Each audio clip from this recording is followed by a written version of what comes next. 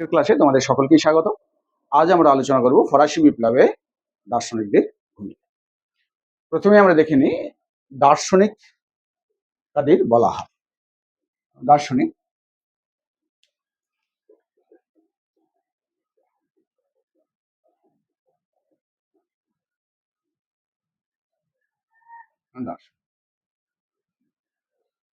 দর্শন একটা বিষয়, এবং এই দর্শন সাহিত্যে যারা পণ্ডিত বা দর্শন সাহিত্যে যারা গভীর জ্ঞানের অধিকারী তারাই মূলত দার্শনিক নামে পরিচিত। তাহলে আমরা এখানে লিখে নিতে পারি দর্শন সাহিত্যে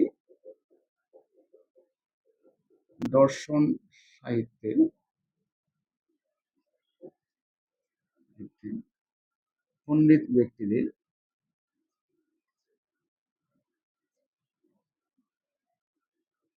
ব্যক্তিদের দার্শনিক বলা হয়। দার্শনিক বলা হয়।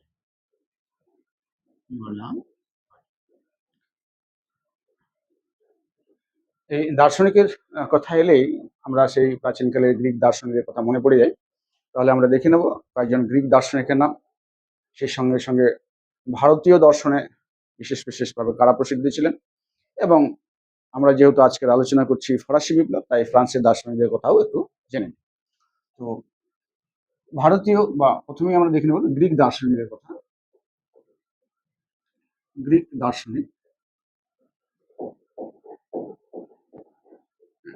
দার্শনিক বলতে সক্রেটিস, অ্যারিস্টটল, প্লেটো তাদের নাম করতে পারি।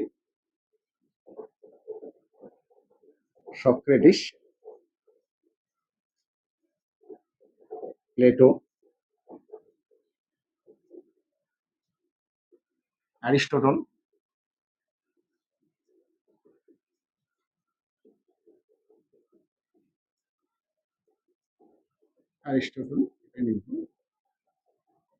তাছাড়া আরো অনেক দার্শনিক রয়েছেন।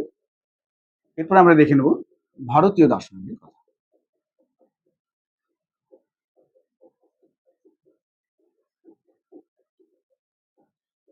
ভারতীয় দার্শনিকদের কথা এবার দেখে নিই। ভারতীয় দার্শনিক বলতে বহু প্রাচীন ভারতীয় দার্শনিকও রয়েছেন, সেই সঙ্গে সঙ্গে আধুনিক দার্শনিকদের নাম আমরা করতে পারি। এই দার্শনিকদের মধ্যে শঙ্করাচার্যের নাম আমরা লিখতেই পারি। পণ্ডিত শঙ্করাচার্য,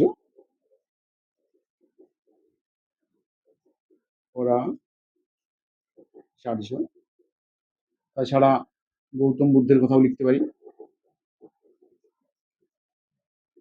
বুদ্ধ। আধুনিক দার্শনিকদের মধ্যে আমরা স্বামী বিবেকানন্দের কথা বলতে পারি।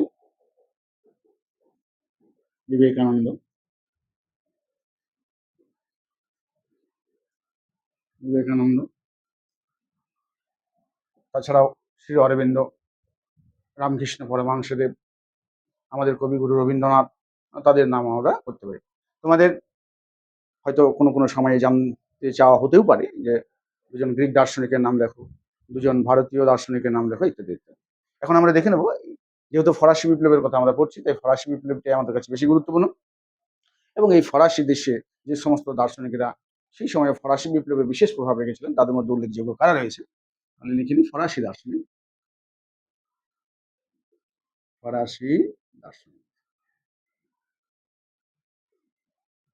এই ফরাসি দার্শনিকদের মধ্যে যে তিনজনের নাম আমরা বিশেষভাবে উল্লেখ করবো এখানে, এটা হচ্ছেন মন্তেস্কু,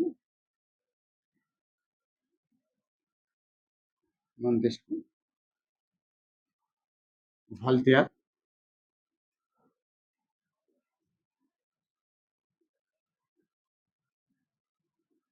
তাছাড়া রুশো। এবং এছাড়াও আমরা এই আলোচনায় আরো দুটো দার্শনিক গোষ্ঠী, একটা হচ্ছে বিশ্বকোষ আর একটা হচ্ছে ফিজিওক্র্যাট গোষ্ঠী, এদের আলোচনা আমরা করব। সেগুলো হচ্ছে, প্রথমে বিশ্বকোষ গোষ্ঠীর নাম লিখি। এই বিশ্বকোষ গোষ্ঠী বিশ্বকোষ গোষ্ঠীর মধ্যে যারা উল্লেখযোগ্য তারা হচ্ছেন ডেনিস দিদেরো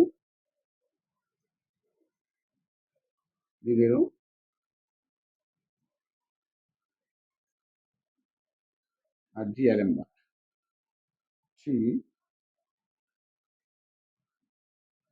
অ্যালেনবার্ট। আর ফিজিওক্রেট গোষ্ঠীর মধ্যে উল্লেখযোগ্য হচ্ছেন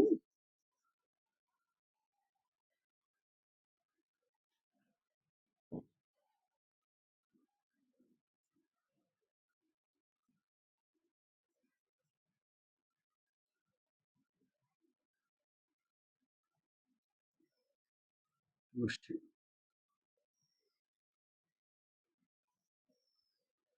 এদের মধ্যে যারা উল্লেখযোগ্য তারা হচ্ছেন, আমরা ফিজিওক্রেট গোষ্ঠীতে কুইসনের কথা বলতে পারি, অ্যাডাম স্মিথের কথা বলতে পারি, তুর্গো রয়েছেন, মিরাবো রয়েছেন, তুর্গো মিরাবো,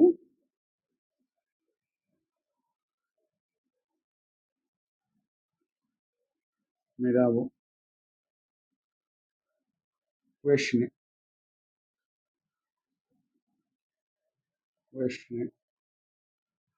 তাছাড়াও অ্যাডাম স্মিথের কথা আমরা বলতে পারি।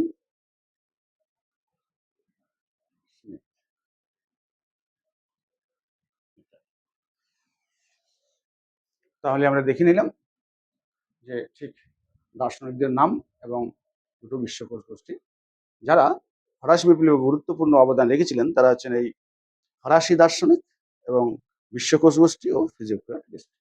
এবার আমরা তোমাদের পাঠ্য বইয়ে এই সিলেবাসটা ঠিক সেভাবে যেভাবে সাজানো আছে আমরা চেষ্টা করব ঠিক সেইভাবে বিষয়টিকে আলোচনা করার কয়েকটা পয়েন্টের ভিত্তিতে, যাতে তোমাদের বুঝতে সুবিধা হয়।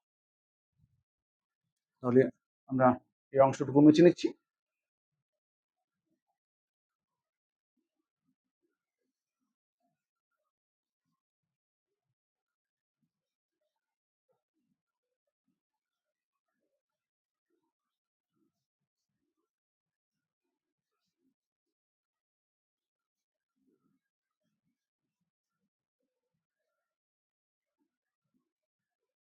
প্রথমে পয়েন্টটা আলোচনা করবো সেটা হচ্ছে স্বৈরাচারী রাজতন্ত্রে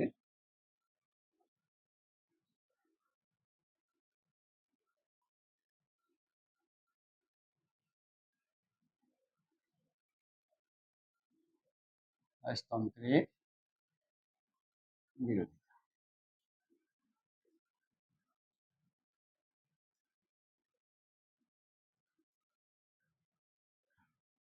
স্বৈরাচারী রাজতন্ত্রের বিরোধিতা ফরাসি দার্শনিকরা কিভাবে করেছিলেন সেটা একটু দেখে নাও।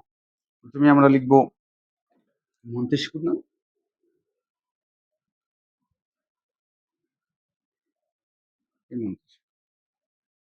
মন্তেস্কু ছিলেন রাজতন্ত্রের সমর্থক, নিয়মতান্ত্রিক রাজতন্ত্রের সমর্থক। কথাটা লিখে নিই, তিনি হচ্ছেন নিয়মতান্ত্রিক তান্ত্রিক রাজতন্ত্রের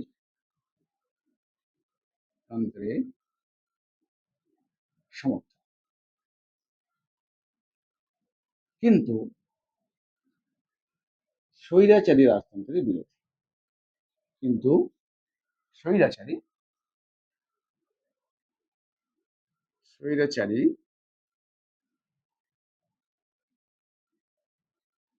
রাজতন্ত্রের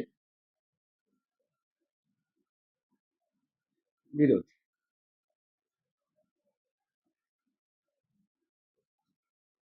অর্থাৎ মন্তেস্কু নিয়মতান্ত্রিক রাজতন্ত্র মানে হচ্ছে যে রাজতন্ত্র কিছু সাংবিধানিক নিয়ম কানুন মেনে, অর্থাৎ সংবিধান মেনে রাজ্য শাসন করেন, তিনি হচ্ছেন সাংবিধানিক প্রধান বা সাংবিধানিক রাজা।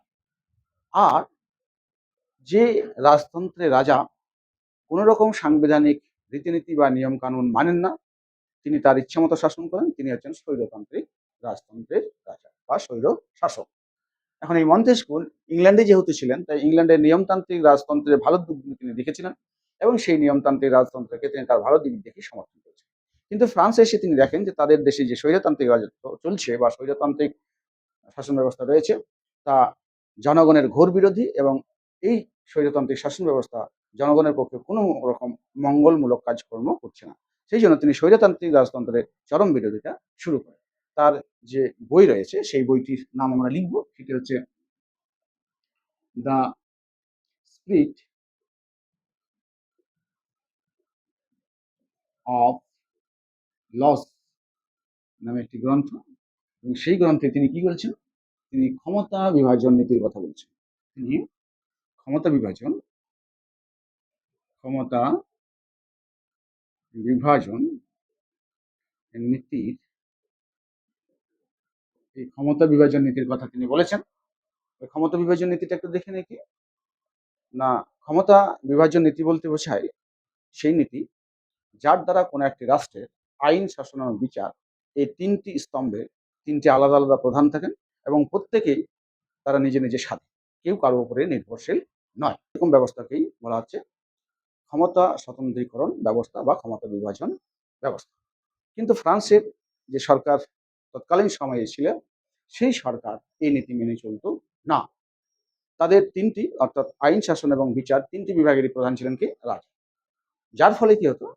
যার ফলে সেখানে ৩টি বিভাগের মধ্যে কোনো স্বাধীনতা ছিল না এবং একটি বিভাগ অপর বিভাগটির সঙ্গে সম্পূর্ণরূপে জড়িত বলতে গেলে সেটা একটাই বিভাগ। কারণ ওই ৩টি বিভাগের প্রধানই হচ্ছেন একজন অর্থাৎ রাজা।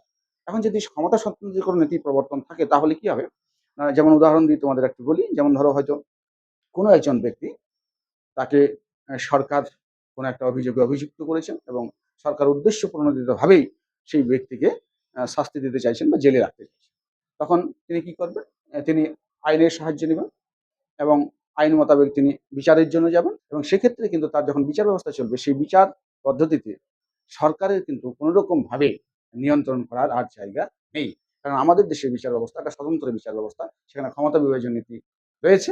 তাই শাসন বিভাগ এখানে আইন বিভাগ বা বিচার বিভাগের উপরে কোনো হস্তক্ষেপ না করতে পারায় সেই ব্যক্তি তার ন্যায্য বিচার পাবেন এবং তিনি যদি নির্দোষ হয়ে থাকেন তবে অবশ্যই মুক্ত বা মুক্তি পাবেন। তাহলে বুঝতেই পারছো যে আইন, শাসন এবং বিচার বিভাগ যদি আলাদা থাকে তাহলে স্বাভাবিকভাবে অত সহজেই অন্যায় করা কোনো মতেই সম্ভবপর হবে না। আর যদি ঠিক তার উল্টোটা হয়, অর্থাৎ যিনি আইন, শাসন এবং বিচার বিভাগে যদি একই ব্যক্তি থাকেন, তাহলে শাসন বিভাগ যে ব্যক্তিকে অভিযুক্ত করবে তাকে যখন বিচার বিভাগে নিয়ে যাওয়া হবে তখন সেই বিচার বিভাগে বিচার করবেন কিন্তু সেই ব্যক্তি। স্বাভাবিকভাবেই তার কিন্তু মতের কোনো পরিবর্তন হবে না এবং অপরাধী আ ব্যক্তি যদি অপরাধী নাও হয় তবুও তিনি শাস্তি ভোগ করতে বাধ্য হবেন। মন্তেস্কু তাই বলেছিলেন যে ৩ টি বিভাগের প্রধান যদি একই ব্যক্তি হন তাহলে কি হবে? না তাহলে আ জনগণের ব্যক্তি স্বাধীনতা বলে কিছু থাকবে না। এই কথাটা তিনি কিন্তু বলেছিলেন। স্বৈরতান্ত্রিক রাজতন্ত্রের বিরোধিতায় রুশো কি করেছিলেন? রুশো কি বলেছিলেন?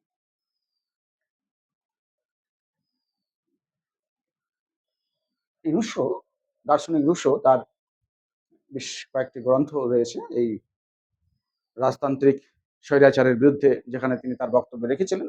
সেই সমস্ত গ্রন্থগুলির মধ্যে যেটি উল্লেখযোগ্য সেটা আমরা এখানে আলোচনা করতেই পারি। দি সোশ্যাল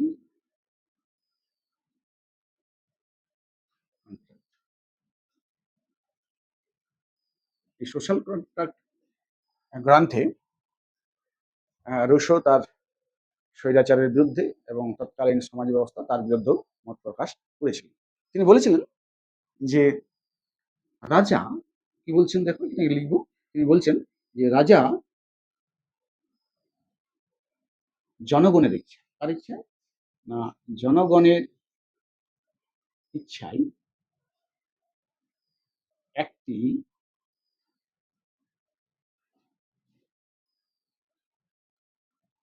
চুক্তির মাধ্যমে চুক্তির মাধ্যমে ক্ষমতা পেয়েছে। ক্ষমতা পেয়েছে।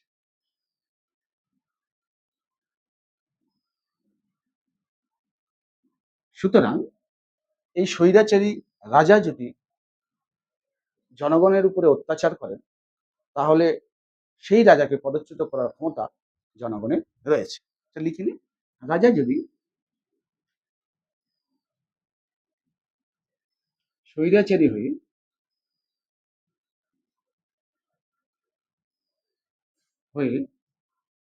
এই চুক্তির কথা ভুলে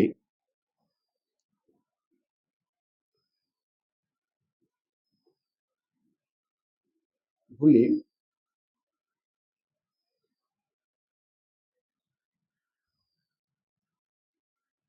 জনগণকে অত্যাচার করেন,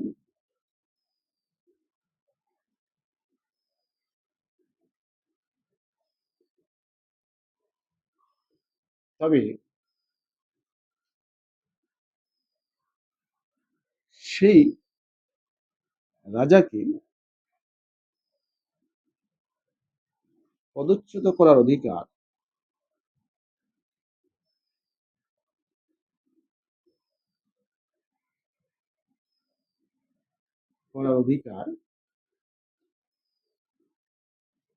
জনগণের আছে।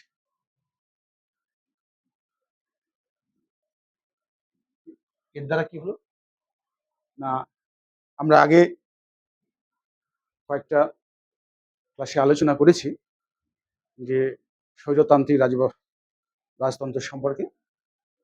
সেখানে তোমরা দেখেছো যে ফ্রান্সের রাজা ছিলেন একজন স্বৈরাচারী রাজা, এবং তিনি ঐশ্বরিক ক্ষমতায় বিশ্বাসী ছিলেন, অর্থাৎ তিনি মনে করতেন যে তিনি হচ্ছেন ঈশ্বরের প্রতিনিধি এবং ঈশ্বর তাকে সিংহাসনে বসিয়েছেন। কিন্তু এই সোশ্যাল কন্ট্রাক্টে রুশোর এই মতবাদের ফলে তার সেই ঐশ্বরিক দাবিটা সম্পূর্ণরূপে নস্যাৎ হয়ে যায়, এবং তার পরিবর্তে জনগণ রাজার নিয়োগকর্তা হিসাবে প্রতিপন্ন হয়। ফলে জনগণের মধ্যে একটা ব্যাপক উত্তেজনার সৃষ্টি হয় এবং তারা তাদের অধিকার সম্পর্কে সচেতন হয়ে ওঠে, এবং পরবর্তীকালে তাদের এই অধিকার প্রতিষ্ঠার জন্য তারা রাজতন্ত্রের বিরুদ্ধে চরম আন্দোলনে অবতীর্ণ হয় এবং শেষ পর্যন্ত রাজতন্ত্রের পতন অনিবার্য হয়ে উঠেছে। তাহলে আমরা দেখে নিলাম রুশোরও ঠিক কি বক্তব্য ছিল। এরপরে আমরা দেখব বিশ্বকোষ গোষ্ঠীর কি অবদান ছিল। বিশ্বকোষ গোষ্ঠী বিশ্বকোষ গোষ্ঠী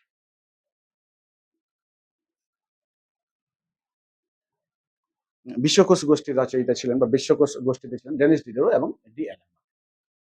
তো এই ডেনিস ডিডারো এবং ডি অ্যালেম্বার্ট 35 খণ্ডে বিভক্ত একটি গ্রন্থ রচনা করেন, যেটা বিশ্বকোষ নামে পরিচিত। সেটা আমরা লিখে নেব এখানে, বিশ্বকোষ। ডি অ্যালেম্বার্ট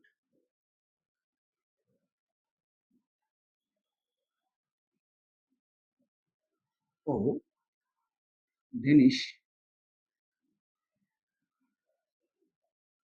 ডিডারো 35 খণ্ডে বিশ্বকোষ রচনা করেন।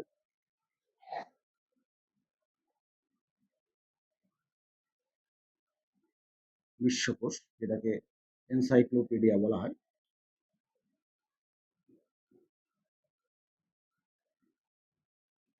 এনসাইক্লোপিডিয়া বলা হয়, সেই বিশ্বকোষ রচনা করেন। রচনা করেন। তারা মূলত এই ডি অ্যালেম্বার্ট এবং ডেনিস ডিডারো আর তার সহযোগীদের নিয়ে এই 35 খণ্ডে বিভক্ত বিশ্বকোষটি রচনা করেন। এবং এতে কি হয় না, এই বিশ্বকোষে তারা তৎকালীন যে রাষ্ট্র ব্যবস্থা এবং ফরাসি রাষ্ট্রের যে স্বৈরাচার, সেটিকে এই তাদের আলোচনায় তুলে ধরে আনেন। শুধুমাত্র এইটুকু নয়, তৎকালীন সময়ে যে সমস্ত লেখকেরা তাদের বিভিন্ন বক্তব্য বা গ্রন্থ রচনা করতেন, সেই সমস্ত গ্রন্থগুলি এই বিশ্বকোষের মধ্যে অন্তর্ভুক্ত হতো বা বিশ্বকোষে স্থান পেত। তাহলে আমরা বলতে পারি যে বিশ্বকোষ শুধুমাত্র তাদের রচনা নয়, তারা বিভিন্ন রচনাগুলি তুলে ধরে তাদের সংকলনে জনসাধারণকে ফরাসি রাজতন্ত্রের স্বৈরাচার সম্পর্কে অনেকটাই সচেতন করতে সক্ষম হয়েছিল। তাহলে আমরা দেখে নিলাম, পরে চলে যাব পরের পয়েন্টে।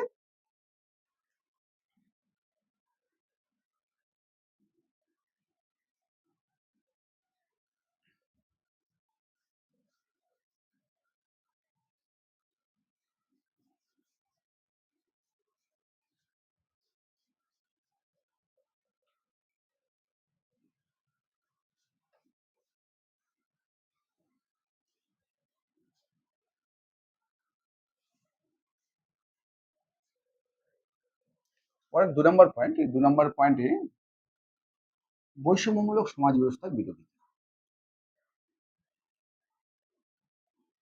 বৈষম্যমূলক সমাজ ব্যবস্থার বিরোধী।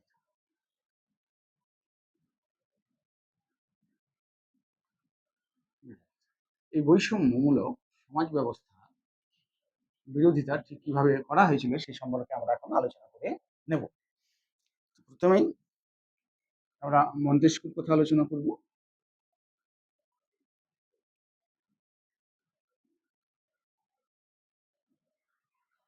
এই মন্তেস্কু তার একটা গ্রন্থ পার্সিয়ান লেটার, লেটার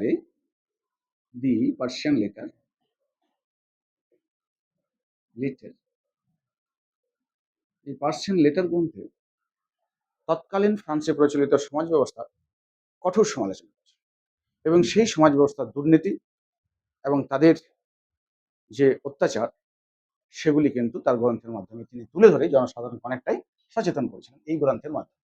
তারপরে কি আছে? তারপরে আমরা দেখে নেব ফলত্যাগের।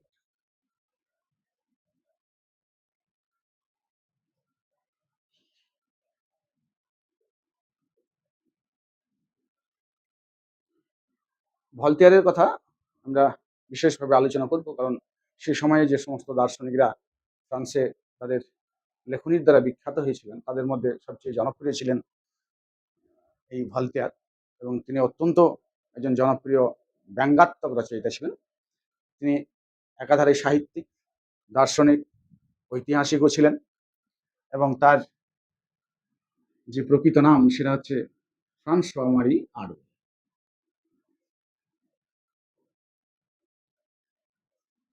সোয়া মারি আরোই, ফ্রান্সোয়া মারি আরো, এটা হচ্ছে তার প্রকৃত নাম, এবং এই ভলতেয়ার হচ্ছে তার ছদ্মনাম। এই ছদ্মনামে তিনি লিখতেন। তিনি ব্যঙ্গ এবং বিদ্রোপাত্মক রচনার মধ্যে তৎকালীন যে ফরাসি সমাজ ব্যবস্থা তার গভীর সমালোচনা করেছিলেন, এবং এই সমালোচনা করতে গিয়ে তিনি তার বিভিন্ন রচনায় এই ফরাসি চার্চ ব্যবস্থাকে একটি বিশেষ অধিকারপ্রাপ্ত উৎপাদ বলে উল্লেখ করেছিলেন। কি বলেছিলেন? বলেছিলেন বিশেষ অধিকারপ্রাপ্ত উৎপাদ। আমরা একটু জাস্ট বিষয়গুলো লিখে নিচ্ছি। বিশেষ অধিকারপ্রাপ্ত অধিকারপ্রাপ্ত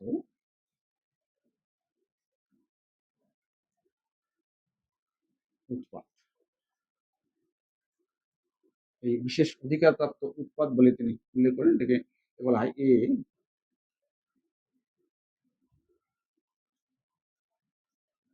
মিশন।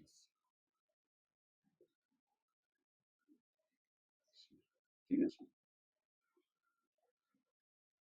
যদিও তিনি গভীরভাবে ঈশ্বরে বিশ্বাসী ছিলেন এবং তিনি বলতেন যে যদি ঈশ্বরের অস্তিত্ব না থাকে তাহলে ঈশ্বরকে সৃষ্টি করার প্রয়োজন, এবং গভীর ঈশ্বরে বিশ্বাসী হওয়া সত্ত্বেও তিনি কিন্তু তৎকালীন ফরাসি চার্চ ব্যবস্থা সবচেয়ে বড় সমালোচক ছিলেন।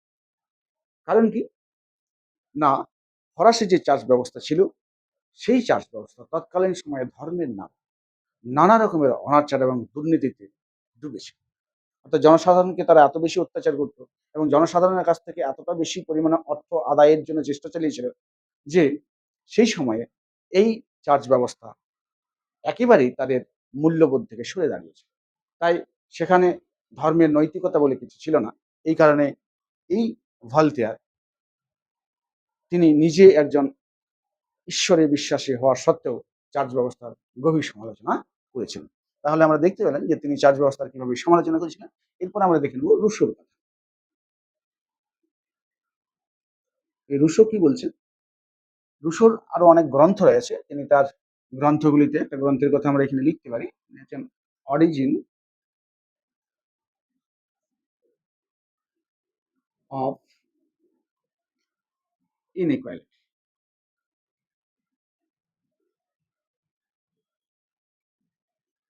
এই অরিজিন অফ ইনইকুয়ালিটি গ্রন্থে তিনি অর্থাৎ রুশো তৎকালীন ফরাসি সমাজ ব্যবস্থা গভীর সমালোচনা। কিভাবে তিনি এই সমাজ ব্যবস্থার সমালোচনা করেছিলেন সেটা আমরা একটু দেখে নেব। তিনি তার গ্রন্থগুলিতে তৎকালীন যে ফরাসি সমাজ ব্যবস্থা, সেই ফরাসি সমাজ ব্যবস্থায় জনগণের ব্যক্তি স্বাধীনতা বলে যে কিছু ছিল না, সে বিষয়টি দারুণভাবে উল্লেখ করেছেন। ফ্রান্সের সমাজ মানুষকে নানাভাবে পরাধীনতার শৃঙ্খলে আবদ্ধ করে। তোমরা দেখেছো যে ফ্রান্সের যে তৃতীয় সম্প্রদায়ের প্রতিনিধিরা রয়েছে, সেই তৃতীয় সম্প্রদায়ের প্রতিনিধিরা অভিজাত এবং যাজকদের নেতৃত্বে সামন্ত ব্যবস্থায় জড়িয়ে পড়ে এবং তাদেরকে নানাভাবে ভূমিদাসে পরিণত করা হয় এবং সেই সঙ্গে সঙ্গে চার্জ ব্যবস্থার মাধ্যমে তাদের ব্যক্তি স্বাধীনতাকে হরণ করে তাদেরকে প্রায় তাদের একটা সম্পত্তিতে পরিণত করা হয়েছিল। এবং এই যে সমাজ ব্যবস্থার যে দুর্নীতি, সেই বিষয়গুলোকে রুশো তার গ্রন্থে দারুণভাবে তুলে ধরেছিলেন। তাছাড়াও তিনি তার সোশ্যাল কন্ট্রাক্ট গ্রন্থে একটা বিশেষ কথা বলেছিলেন, সেটা আমরা দেখব। তিনি সোশ্যাল কন্ট্রাক্ট গ্রন্থে কি বলেন না, দ্য সোশ্যাল কন্ট্রাক্ট কন্ট্রাক্ট গ্রন্থে বলেছিলেন, ম্যান ইজ বর্ন ফ্রি। কি বলছেন এখানে দেখে নাও, man is born free but everywhere he is in chain. অর্থাৎ মানুষ স্বাধীনভাবে জন্মগ্রহণ করে, কিন্তু সর্বদাই সে পরাধীনতার শৃঙ্খলে আবদ্ধ হয়। এইভাবে তিনি তৎকালীন ফরাসি সমাজ ব্যবস্থার গভীর সমালোচনা করেন এবং জনগণকে তাদের এই পরাধীনতা থেকে মুক্ত হয়ে স্বাধীনতা অর্জনের জন্য তিনি তাদেরকে আহ্বান জানান এবং তার এই বক্তব্যের দ্বারা ফরাসি জনগণ দারুণভাবে উৎসাহিত হয়ে তৎকালীন সমাজ ব্যবস্থাকে ছিন্ন ভিন্ন করার জন্য আন্দোলনে যোগদান করে, যার পরিণতি স্বরূপ ফরাসি বিপ্লব সংগঠিত হয় এবং সেই বিপ্লবের মধ্য দিয়ে ফ্রান্সের তৎকালীন যে পুরাতন ব্যবস্থা, সেই ব্যবস্থার পতন ঘটে এবং ফ্রান্স একটা নতুন যুগের দিকে ধাবিত হয়। তাহলে আমরা দেখে নিলাম যে এই সমাজ ব্যবস্থার বিরুদ্ধে মন্তেস্কু, ভলতেয়ার এবং রুশো কিভাবে প্রতিবাদ করেছিলেন। এছাড়াও আরেকটা পয়েন্ট নিয়ে আমরা আলোচনা করব এই পর্যায়ে, সেটা হচ্ছে অর্থনৈতিক বৈষম্যের বিরুদ্ধে বিরোধিতা। সেই অর্থনৈতিক বৈষম্যটা আমরা লিখব, দেখে নিই।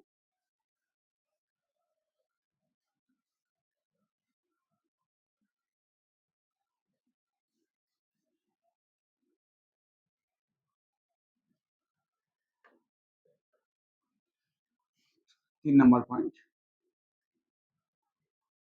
অর্থনৈতিক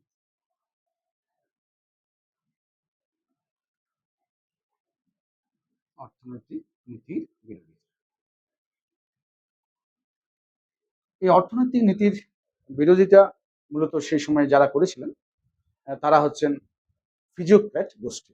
এই ফিজিওক্র্যাট গোষ্ঠী তৎকালীন ফ্রান্সে প্রচলিত যে দুর্নীতিমূলক বা সেই সময়ে যে ফরাসি অর্থনীতি, যেটাকে ব্যর্থ অর্থনীতিও আমরা অনেক ক্ষেত্রে বলে থাকি, সেই নীতির বিরুদ্ধে তারা গভীর বিরোধিতা করেছিলেন এবং কিভাবে তারা বিরোধিতা করছিলেন সেটা একটু দেখে নেব। মূলত ফিজিওক্র্যাট গোষ্ঠী এই বিরোধিতা করেছিল। সেই ফিজিওক্র্যাট গোষ্ঠী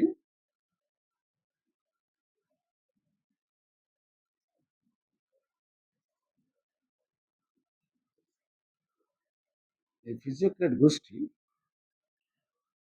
যারা বিশেষভাবে এই গোষ্ঠীতে সক্রিয় ছিলেন, তাদের মধ্যে উল্লেখযোগ্য হচ্ছেন, আমাদের নাম আগে বলেছি, কুয়েস্টিনের কথা আমরা বলতে পারি, কুয়েস্টিনে তুর্গোর কথা আমরা বলতে পারি, তুর্গো। তাছাড়াও মিরাবো ছিলেন। আর কে ছিলেন? অ্যাডাম স্মিথের কথা বলতে পারি। অ্যাডাম স্মিথকে, তিনি একজন ইংরেজ অর্থনীতিবিদ। Adam Smith, Adam Smith.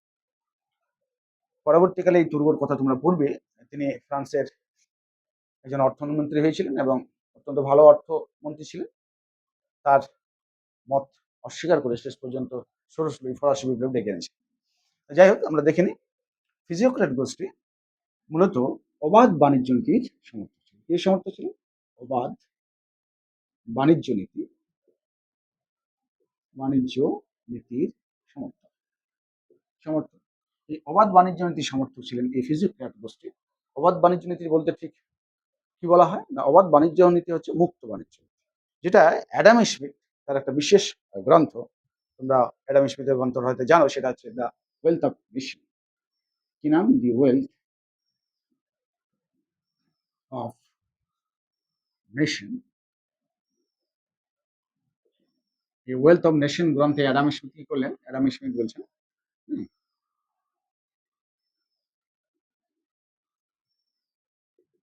Adam Smith কি করছেন না, মুক্ত বাণিজ্য নীতির কথা বলছেন। মুক্ত বাণিজ্য নীতি বা অবাধ বাণিজ্য, মুক্ত বাণিজ্য নীতি। এই মুক্ত বাণিজ্য নীতির কথা অ্যাডাম স্মিথ বলছেন কোথায়? না, তার দ্য ওয়েলথ অফ নেশন নামক একটি গ্রন্থে।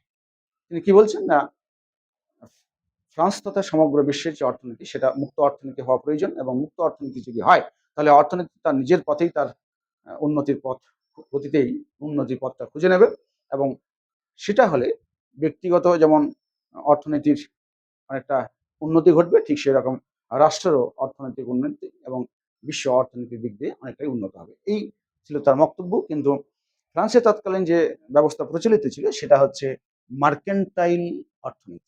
কিনে সে সময় ফ্রান্সে যে অর্থনীতি প্রচলিত ছিল সেটাকে বলা হয় মার্কেন্টাইল বাদ বা মার্কেন্টাইল অর্থনীতি। মার্কেন্টাইল বাদ বা মার্কেন্টাইল অর্থনীতি। এবং এই মার্কেন্টাইল অর্থনীতিতে কি বলা হতো? মার্কেন্টাইল অর্থনীতির কথার অর্থ হচ্ছে যে নিয়ন্ত্রিত বাণিজ্য নীতি। তৎকালীন সময়ের রাজারা বিশেষ করে ষোড়শ থেকে অষ্টাদশ শতক পর্যন্ত তাদের দেশের অর্থনৈতিক উন্নয়ন এবং দেশের অর্থনৈতিক বা দেশের সোনা বা সম্পদ যাতে বিদেশে চলে না যায় তার জন্য তারা একটা বিশেষ পলিসি নিয়েছিলেন, সেটাকে বলা হয় নিয়ন্ত্রিত অর্থনীতি। এবং এই নিয়ন্ত্রিত অর্থনীতিতে কিছুটা বিধিনিষেধ আরোপ করা হতো, বিশেষ করে আমদানির ক্ষেত্রে, যাতে করে দেশের সম্পদটা দেশেই থাকে এবং রাজতন্ত্র অর্থনৈতিকভাবে সুরক্ষিত থাকে। এই জন্য তারা একটা নিয়ন্ত্রিত অর্থনীতি চালু করার বা চালু করেছিলেন, সেটাকে বলা হয় মার্কেন্টাইলবাদ।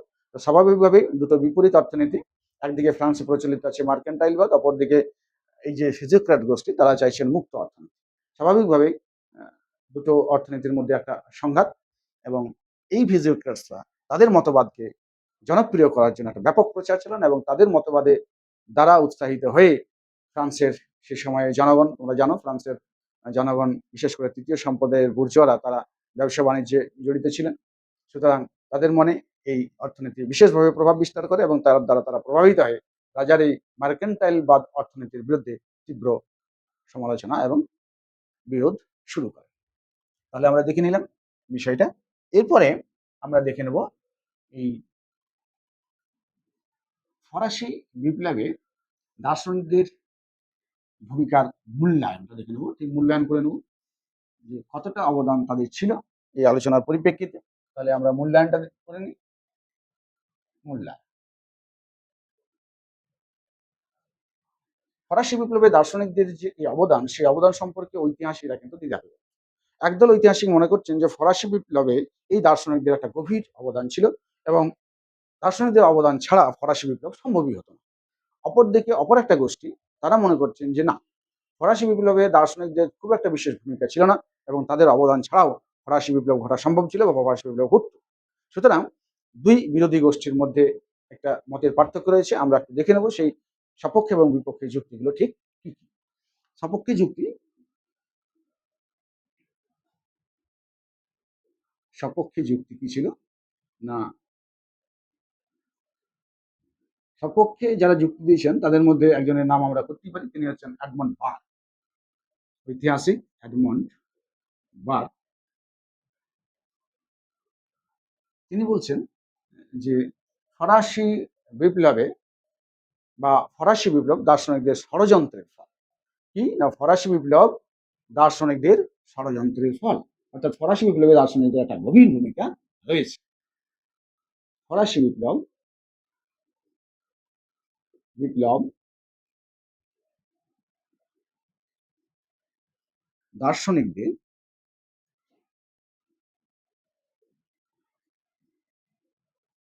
ষড়যন্ত্রের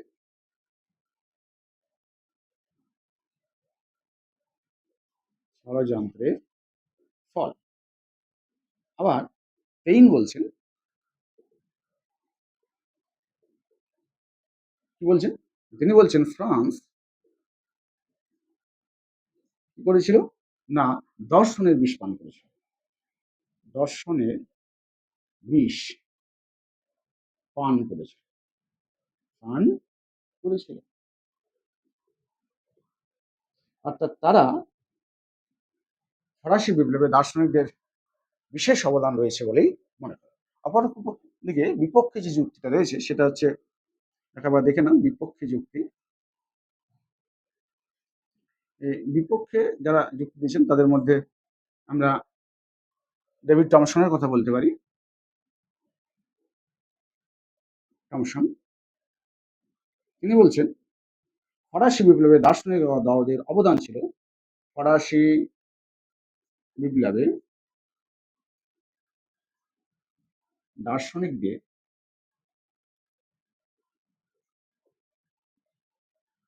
বিপ্লবে দার্শনিকদের অবদান ছিল, বা দার্শনিকদের প্রভাব ছিল কি অত্যন্ত ক্ষীণ এবং পরোক্ষ।